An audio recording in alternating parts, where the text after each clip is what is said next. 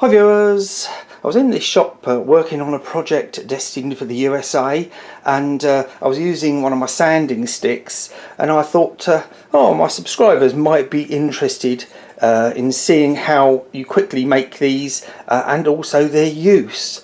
Now obviously most of you will know there's cork sanding blocks, there's rubber sanding blocks.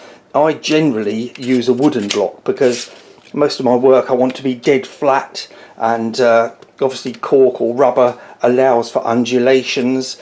But anyway, back to the sanding stick, which I've been using for years. Never thought to do a video on it, but let's just quickly go over its uses. Obviously, it being flat, you can sand things flat. It's like a file, really, a fine file if you like, but of course they are disposable. Now, one of the things these are very useful is for filing in those fine edges on like a moulding. You could sand that either way to get out cut or tear, for those of you who understand the term. Obviously you can take corners off with it. You can get into corners like here. You can get glue out of that corner, or bits that are stuck in that corner, sand them out both ways. You can take the arris off. That's what it's called in the UK, the arris. Take the edge off the corners to slightly round them very simply. And this size, I found very useful just to hold as a file. You can obviously put bevels on the ends of grains like that. Very simple to use, and yeah, it's just been a very useful tool, and obviously it will help. If you want something flattened out without putting a dip in something, if you've had to put a bit of filler in or something, you can flatten it out with that, and you're not going to then leave a dip or a raised bit. It'll keep it dead flat because the wood's dead flat. Now obviously it can be used on metal as well. I've obviously used this on metal and it is now fit for the bin. That's the one I was using today. Now the offcuts that I use, they are just offcuts, and of course many of you watching will know what these offcuts are from. They are of course from the world famous CCT slide. How do I end up with these offcuts? Well, sometimes they don't book match. See if I can get this to show up. You've got the heart and the sap, and you can see these two sides of the walnut slides. They book match up because they've got the sap running down the front, both disappearing at the same point, so they are book matched sides. Other times it's just like imperfections, or in the case of this bit of beech, when I machined it up there was an odd one left over, so can't make a slide with one side. So that's all they are. They're roughly 38mm by 10, which is like just over 3/8 by 1 5/8, is it, something like that. But you could make them whatever size you want. You could use a bigger piece if you wanted to. I just found that these were very comfortable to hold and use, so make it whatever size you want, make it whatever length you want as well, I suppose. But anyway, so that's their uses. They're ideal for getting in corners and awkward places like on mouldings. Very useful. Anyway, let me clear the bench from work, and I'll show you how to quickly make them.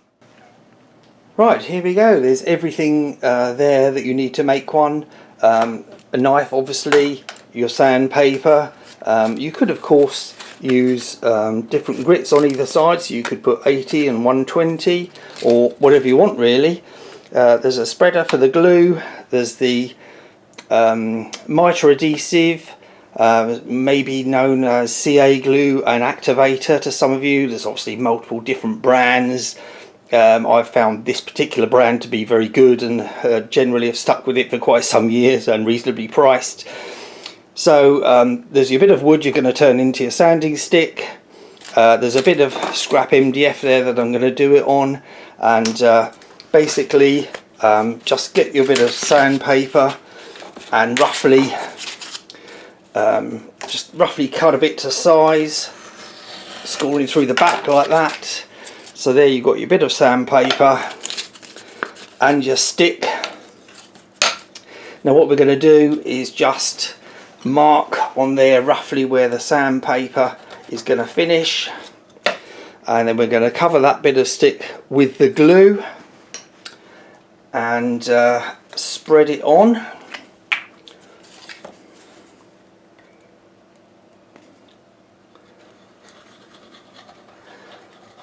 Spread it on evenly with the spreader.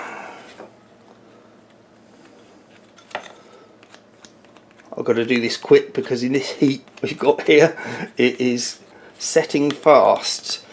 And then all you want to do is activate the back of your sandpaper, the sanded side, because for those of you who don't know, it's the vapor that actually cures the adhesive. So you're just going to press that onto there and press it down for your 10 seconds.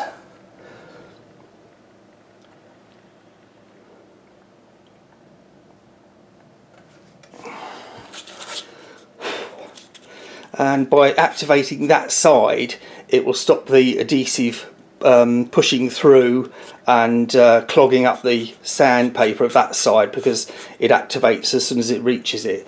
So that is nearly done. Literally all that's left to do is obviously just trim off the excess sandpaper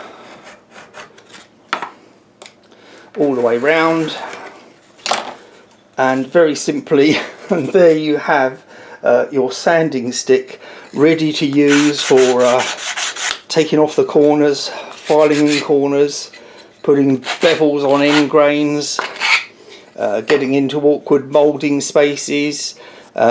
Like I say, I'm obviously going to carry on and put another bit on the other side, so when one gets a bit dull I just flip it over and use the other one, but you don't need to see me sticking the other one on.